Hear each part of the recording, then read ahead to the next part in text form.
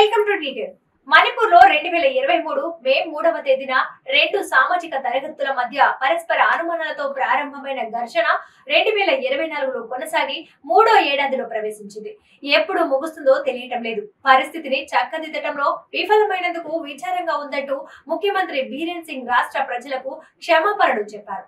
అయితే ఒక్క రోజు కూడా గడవక ముందే విమర్శలపై ఎదురు దాడికి దిగటాన్ని బట్టి విచార ప్రకటనలో చిత్తశుద్ధి లేదని స్వయంగా వెల్లడించుకున్నారు.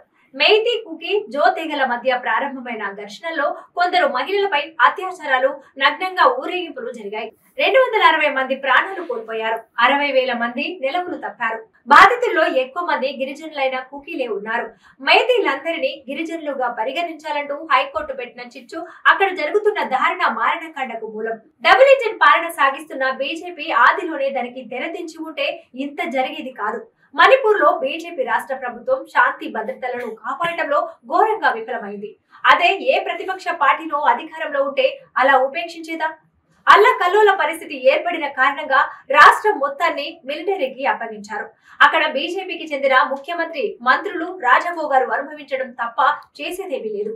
ప్రపంచమంతటా మణిపూర్ చుట్టూ ప్రధాని నరేంద్ర మోడీ విమానంలో తిరుగుతారు, సుభాషితాలు చెప్పి వస్తున్నారు తప్ప మణిపూర్ వెళ్లి భరోసా ఇచ్చేందుకు ఎలాంటి చొరవ లేదు. ప్రతిపక్షాలు ముందుకు తెచ్చిన అనేక అంశాల మీద మోడీ మౌనంగా ఉన్నట్లుగానే ఆయన ప్రథమ గణంలోని బీరేన్ సింగ్ మౌనంగా ఉంటే అదొక తీరు. కానీ ఎదురుదాడికి దిగారు. గతంలో కూడా మణిపూర్ లో అనేక ఉదంతాలు జరిగాయి కదా. వాటన్నింటికీ నాడు ప్రధానులుగా ఉన్న పివి నరసింహారావు, ఐకే గుజరాల్ క్షమాపణలు చెప్పారా అని ప్రశ్నించారు. ఆనాడు రాష్ట్ర ముఖ్యమంత్రులుగా ఉన్నవారు కూడా క్షమాపణలు చెప్పిన దాఖలా లేదు. మరి బీరేన్ సింగ్ ఎందుకు చెప్పినట్లు? నాడు మణిపూర్ లో జరిగిన ఉదంతాలను పాలకులు మూసిపెట్టలేదు. మోడీ ఏలుబడిలో ఎందుకు పాచిపోయేట్లు చేసినట్లు? మణిపూర్ అంశము ప్రస్తావనకు వచ్చినప్పుడల్లా బీజేపీ నేతలు గతంలో కాంగ్రెస్ అనుసరించిన వైఖరి, విదేశీ జోక్యం గురించి చెబుతూ తమ చేతగానితనాన్ని కప్పిపుచ్చుకునేందుకు చూస్తారు. సరిహద్దుల భద్రత, అక్రమ చొరబాట్లను అరికట్టాల్సింది కేంద్ర ప్రభుత్వం. 10 ఏళ్ల నుంచి ఏం చేస్తున్నట్లు? 2017 నుంచి ఇదే బీరేన్ సింగ్ సీఎం లా ఉన్నారు. ఈ పెద్ద మనిషి ఏం చేస్తున్నట్లు? అంతా చేసి నేరం నుంచి తప్పించుకోవటం తప్ప క్షేమాపణలో చిత్తశుద్ధి లేదని మణిపూర్ గిరిజన సంఘాల ఐక్యతా కమిటీ బీరేన్ సింగ్ ప్రకటన మీద వ్యాఖ్యానించింది. ఒక మైనారిటీ తరగతి మీద జరిపిన మారణకాండ బాధ్యత నుంచి తప్పించుకునేందుకు సీఎం చూశారని పేర్కొన్నది. కుకీ జో గిరిజనుల పట్ల వివక్ష నిలిపివేయాలని మరో గిరిజన సంఘాల కమిటీ డిమాండ్ చేసింది. మణిపూర్ లో సాయుధ బృందాలపై భద్రతా దళాలు జరిపిన దాడులలో స్టార్లింక్ ఉపగ్రహ యాంటెన్నా, రౌటర్ తో పాటు ఆధునిక రైఫిళ్లు దొరికినట్లు ప్రకటించారు. మారుమూల ప్రాంతాల్లో ఇంటర్నెట్ సేవలను అందించే ఈ ఉపగ్రహం సేవలను పొందడం మన దేశంలో నిషిద్ధం.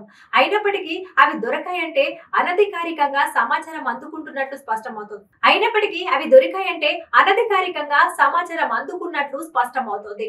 వీటిని మెయితీలు అధికంగా నివసించే ప్రాంతాలపై జరిగిన దాడుల సమయంలో సాయుధులు వదిలివేసి పారిపోయినట్లు పోలీసులు ప్రకటించారు. అయితే తమ ఉపగ్రహం నుంచి భారత్ కు సంకేతాలు అందకుండా చేసినట్లు ఎలన్ మస్క్ చెప్పుకున్నాడు. తమ దాడుల సందర్భంగా మయన్మార్ లో తయారైన ఆయుధాలు, ఇతర పరికరాలను స్వాధీనం చేసుకున్నట్లు కూడా పోలీస్ అధికారులు చెప్పారు. MA4 రైఫిల్, AK-47 కూడా ఉంది.